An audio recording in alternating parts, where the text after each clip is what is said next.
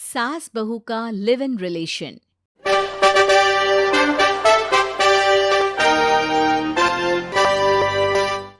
नेहा खुले विचारों वाली लड़की थी। अरे नेहा, क्या दिन में सोती है? ससुराल में ऐसा नहीं चलेगा। वहां तो काम करना पड़ेगा, काम। जितना काम होगा कर लूंगी माँ, पर अगर कोई ये कहे कि सारा आराम छोड़कर सिर्फ काम ही करना है तो ना भी ना, मुझे नहीं करनी शादी। अरे कैसी बात कर रही हो? अच्छा चलो जाकर नहा लो, मैं नाश्ता लगा देती हूँ। फिर तुम्हें कॉलेज भी तो जाना है। नेहा कॉलेज के लिए निकल जाती है। वो सोचने लगती है कि ससुराल में वो कैसे मैनेज करेगी। क्या हुआ नेहा, परेशान लग रही हो? अरे यार, तू तो मुझे जानती है ना, मुझे अपनी लाइफ बिल्कुल परफेक्ट चाहिए, लेकिन लग नहीं रहा लोग मानेंगे। यार, कहीं मेरी शादी ऐसे घर ना हो जाए जहां मेरी जिंदगी ही नरक हो जाए। अरे मैंने ना कल एक इंग्लिश फिल्म देखी थी, उसमें भी कुछ ऐसी ही समस्या थी हीरोइन की। अच्छा, तो फिर क्या किया उसने? उसने तो अपने होने वाले पति से साफ साफ कह दिया कि वो पहले उसके घर कुछ दिन तक बिना शादी के रह कर देखेगी, और अगर ठीक लगा तो ठीक, वरना तेरे मेरे रास्ते अलग। अरे हाँ यार, ये तो बिल्कुल सही आइडिया दे रही है तू मुझे। चल मैं तो चली, थैंक्स यार, तूने मेरी प्रॉब्लम सॉल्व कर दी। ये बोलकर नेहा खुशी खुशी वहां से निकल जाती है, लेकिन पीछे से उसकी सहेली कहती है, अरे नेहा, नहीं नहीं, कुछ नहीं सुनना मुझे। ये बोलकर वो वहां से चली जाती है। हे भगवान, पूरी बात सुने बिना ही चली गई। अरे वो तो विदेशी फिल्म थी, वहां सब चलता है, लेकिन ये तो भारत है, सभ्यता और संस्कारों वाला देश, जहां शादी से पहले लड़की को ससुराल में नहीं रखा जाता। खैर, नेहा मस्त होकर घर आती है। नेहा, कल तुझे लड़के वाले देखने आने वाले हैं, और हाँ, इस बार कोई बहाना नहीं चलेगा। हाँ हाँ, आने दो आने दो, मैं तैयार हूं शादी के लिए। अगले दिन लड़के वाले आते हैं, जहां लड़का कहता है, मुझे अकेले में लड़की से कुछ पूछना है। हाँ हाँ, क्यों नहीं बेटा, जाओ नेहा, घर तो दिखा दो इन्हें। नेहा भी खुश हो जाती है कि उसे मौका मिल गया है लड़के से अपनी शर्त रखने का। देखो, मुझे ना शादी से बहुत डर लगता है। पता नहीं कैसी लड़की आए, तालमेल बना पाए कि नहीं मेरे परिवार से। मैंने कई घरों में रोज का क्लेश होते देखा है। तुमने तो मेरे दिल की बात कर दी। मैं भी यही सोच रही थी कि भाई सास तो अच्छी होनी चाहिए, पति सपोर्ट करे ना करे, रहना तो पूरे दिन सास के साथ है। लेकिन मेरे पास ना इसके लिए एक बहुत अच्छा आइडिया है। अच्छा, कैसा आइडिया? क्यों ना शादी के पहले मैं कुछ दिनों तक तुम्हारे घर आकर रह लूं, तुम लोग मुझे समझ लेना, मैं तुम लोगों को समझ लूंगी। ठीक लगा तो शादी, वरना टाटा बाय बाय। क्यों? लड़के को नेहा की बात में दम लगता है। वो घर के सभी लोगों के सामने नेहा की बात रखता है। अरे पागल हो गई है क्या? ये कैसी शर्त है? अरे शादी से पहले मैं क्यों तुझे किसी और के घर भेजूंगी रहने?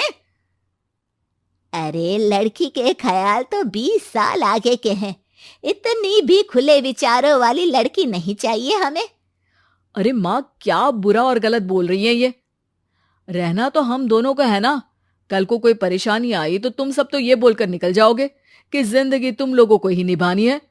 तुम लोगों को जो करना है करो। तब क्या करूंगा बताओ? सबके समझाने पर वो लोग मान जाते हैं। वाह, मैं 2-3 दिनों में पैकिंग कर लूंगी, तो आकर मुझे ले जाना। और नेहा पहुंच जाती है विशाल के घर। आओ आओ, ये रहा तुम्हारा कमरा। इस घर में तुम एज अ गेस्ट रहो, लेकिन माँ तुम्हें बहू की तरह ही ट्रीट करेंगी, और तुम भी उन्हें सास की तरह ही रखना। बस फिर क्या था, शुरू हो जाता है लिव इन सास बहू का ड्रामा। अरे चाय तो बना दे बहू। जी सासू माँ, अभी लाई। नेहा चाय लेकर आती है कि बस चाय लेकर आई हो, इसके साथ पकोड़े भी ले आती। लेकिन आपने तो बताया ही नहीं कि आपको चाय के साथ पकोड़े भी चाहिए। हाँ हाँ, अब तो पता चल गया ना। रात को खाना खाने के बाद नेहा किचन में खटर पटर कर रही होती है। क्या हो रहा है वहां नेहा?